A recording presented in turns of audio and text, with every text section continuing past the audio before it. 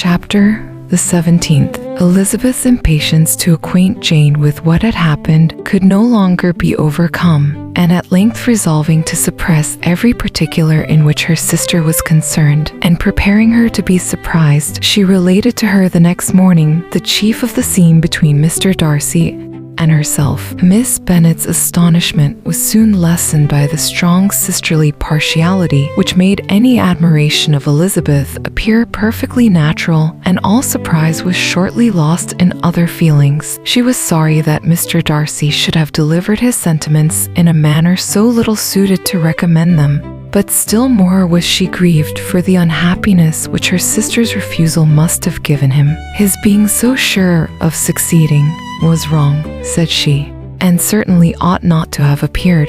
But consider how much it must increase his disappointment. Indeed, replied Elizabeth, the first am heartily sorry for him, but he has other feelings which will probably soon drive away his regard for me.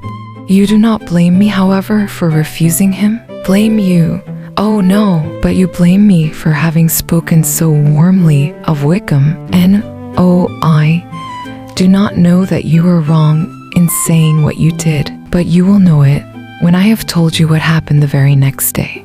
She then spoke of the letter, repeating the whole of its contents as far as they concerned George Wickham.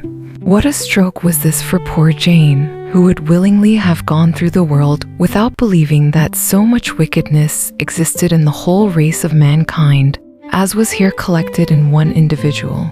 Nor was Darcy's vindication, though grateful to her feelings, capable of consoling her for such discovery. Most earnestly did she labor to prove the probability of error and seek to clear one without involving the other. This will not do, said Elizabeth.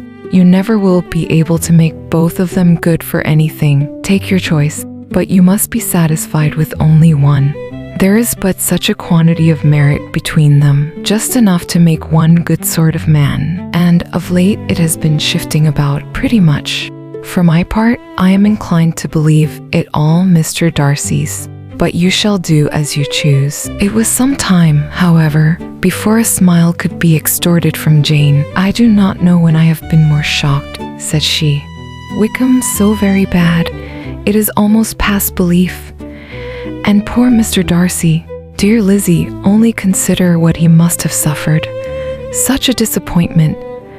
And with the knowledge of your ill opinion too, and having to relate such a thing of his sister, it is really too distressing. I am sure you must feel it so. Oh, no, my regret and compassion are all done away by seeing you so full of both. I know you will do him such ample justice that I am growing every moment more unconcerned and indifferent. Your profusion makes me saving, and if you lament over him much longer, my heart will be as light as a feather. Poor Wickham, there is such an expression of goodness in his countenance, such an openness and gentleness in his manner. There certainly was some great mismanagement in the education of those two young men.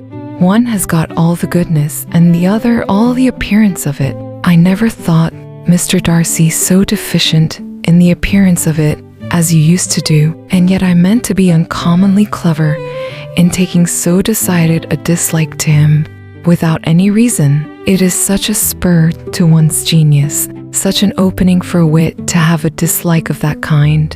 One may be continually abusive without saying anything just, but one cannot be always laughing at a man without now and then stumbling on something witty. Lizzie, when you first read that letter, I am sure you could not treat the matter as you do now. Indeed, I could not. I was uncomfortable enough. I was very uncomfortable, I may say unhappy, and with no one to speak to of what I felt, no Jane to comfort me and say that I had not been so very weak and vain and nonsensical as I knew I had. Oh, how I wanted you! How unfortunate that you should have used such very strong expressions in speaking of Wickham to Mr. Darcy, for now they do appear wholly undeserved, certainly.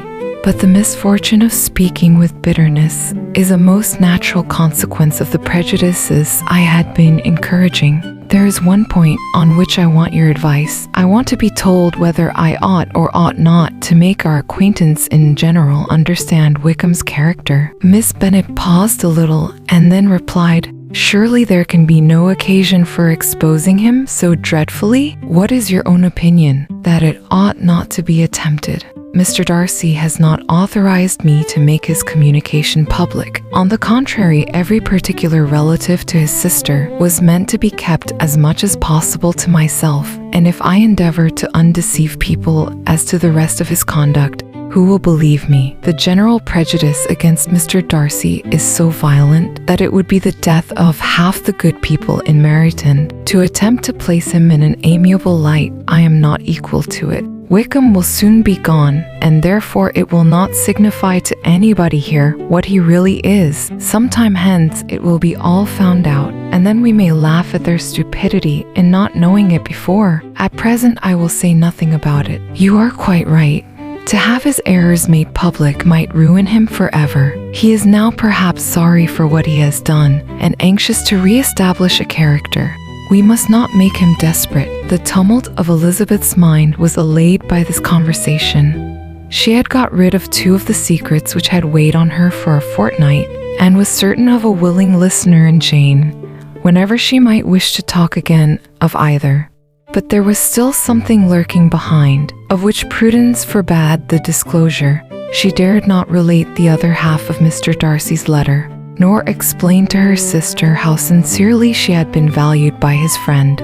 Here was knowledge in which no one could partake, and she was sensible that nothing less than a perfect understanding between the parties could justify her in throwing off this last encumbrance of mystery. "And then," said she, "if that very improbable event should ever take place, I shall merely be able to tell what Bingley may tell in a much more agreeable manner himself. The liberty of communication cannot be mine till it has lost all its value." She was now, on being settled at home, at leisure to observe the real state of her sister's spirits. Jane was not happy. She still cherished a very tender affection for Bingley. Having never even fancied herself in love before, her regard had all the warmth of first attachment, and from her age and disposition, greater steadiness than first attachments often boast, and so fervently did she value his remembrance, and prefer him to every other man, that all her good sense, and all her attention to the feelings of her friends, were requisite to check the indulgence of those regrets, which must have been injurious to her own health and their tranquility. "Well, Lizzie," said Mrs. Bennet one day, "what is your opinion now of this sad business of Jane's? For my part, I am determined never to speak of it again to anybody. I told my sister Philip so the other day, but I cannot find out that Jane saw anything of him in London. Well, he is a very undeserving young man, and I do not suppose there is the least chance in the world our ever getting him now. There is no talk of his coming to Netherfield again in the summer, and I have inquired of everybody too, who is likely to know. I do not believe that he will ever live at Netherfield any more. Oh, well, it is just as he chooses. Nobody wants him to come. Though I shall always say that he used my daughter extremely ill, and if I was her, I would not have put up with it. Well, my comfort is, I am sure Jane will die of a broken heart, and then he will be sorry for what he has done." But as Elizabeth could not receive comfort from any such expectation, she made no answer. "Well, Lizzie," continued her mother soon afterwards, "and so the Collinses live very comfortable, do they? Well, well, I only hope it will last. And what sort of table do they keep? Charlotte is an excellent manager, I dare say. If she is half as sharp as her mother, she is saving enough. There is nothing extravagant in their housekeeping, I dare say." "No, nothing at all. A great deal of good management, depend upon it. Yes, yes, they will take care not to outrun their income. They will never be distressed for money. Well, much good may it do them. And so, I suppose, they often talk of having Longbourn when your father is dead. They look upon it quite as their own, I dare say, whenever that happens." It was a subject which they could not mention before me. No, it would have been strange if they had, but I make no doubt they often talk of it between themselves. Well, if they can be easy with an estate that is not lawfully their own, so much the better. I should be ashamed of having one that was only entailed on me. Your likes and subscriptions help us create more videos. Thank you.